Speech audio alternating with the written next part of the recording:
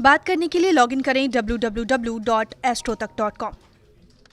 नमस्कार, बहुत बहुत स्वागत है आपका। आइए आज बात करते हैं श्राद्ध में जो अन्न विशिष्ट महत्व रखता है पितृपक्ष में या श्राद्ध पक्ष में, उस अन्न से यदि आप खाना तैयार करते हैं, ब्राह्मणों के लिए भोजन तैयार करते हैं, तो वह विशेष फलदायी होता है। तो श्राद्ध में प्रशस्त अन्न क्या होना चाहिए, इस विषय में आज बात करते हैं। देखिए, ब्रह्मा जी ने जब सृष्टि में पशुओं की सृष्टि करते हुए उस समय सबसे पहले उनने गौ माता को, गाय माता को जो है उत्पन्न किया, रचा। अतः श्राद्ध में उन्हीं का दूध, उन्हीं का घी, उन्हीं का दही, उनका ये चीज विशेष पवित्र और शुभदायक मानी गई है।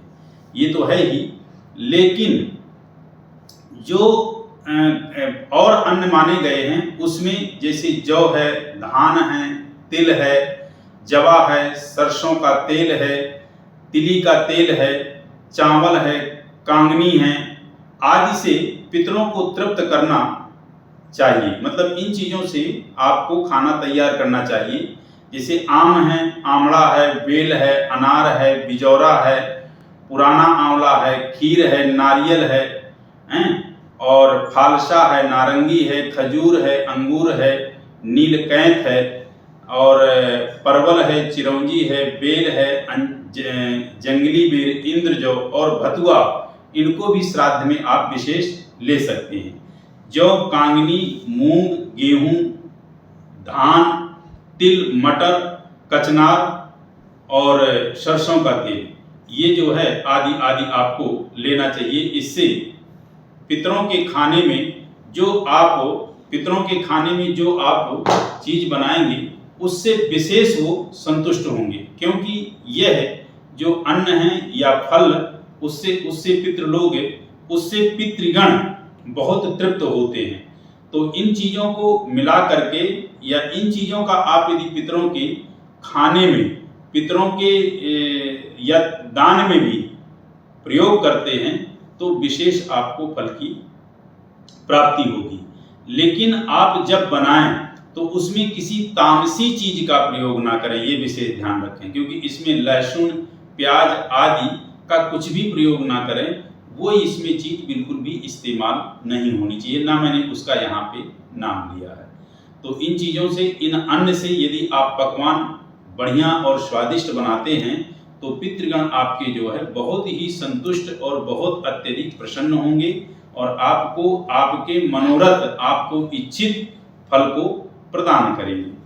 तो इन चीज़ों को आप इस्तेमाल करें, इन चीज़ों को आप जो है बनाएं, इन चीज़ों से आप खाना बनाएं तो सुनिश्चित रूप से आपके पितृगण आपसे तृप्त होंगे। क्योंकि आज की तारीख में बाजार से कुछ भी आप खरीद करके चीज़ और वैसे जो देते हैं तो उनमें ये चीज़ नहीं रहती है। तो इन चीज़ों का यदि आप प्रयोग करते हो तो ये शुद्ध और पवित्र अन्न हैं, शुद्ध और पवित्र ये फल हैं जिनका मैंने नाम लिया है। इससे यदि आप खाना बना करके और फिर आप ब्राह्मण को खिलाते हैं, आप पितरों के निमित्त इन वस्तुओं का दान करते हैं, तो ये अभीष्ट फल को प्रदान करने वाली हैं।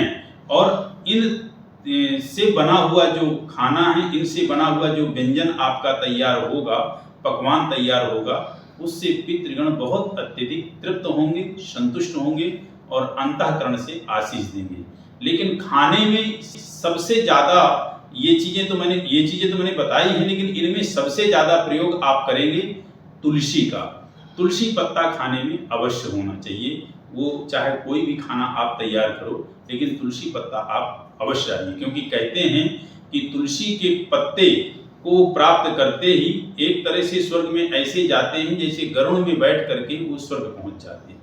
तो इसका प्रयोग करें, इस प्रकार से बनाएं और प्रफुल्लित होकर के, और जब किचन में खाना बनाएं तो पूरी कोशिश करें कि मौन अवस्था में बोलें ना ज़्यादा, क्योंकि वह जगह जो है अन्नपूर्णा की है। हमारे कई बार बोलने से, कई बार वार्तालाप से जो है, एक तो ऐसे कई बार शब्द निकल जाते हैं या हम शब्दों में कई बार किसी के साथ कुछ ऐसा वार्तालाप कर जाते हैं जो वहाँ नहीं बोलना चाहिए। और कई बार मुख की जो दुर्गंधता है या मुख से कई बार हमारे जो है कीटाणु आदि बाहर निकलते हैं, वो उस खाने में प्रवेश करते हैं। तो कोशिश करें कि पूरा मौन रहने के लिए।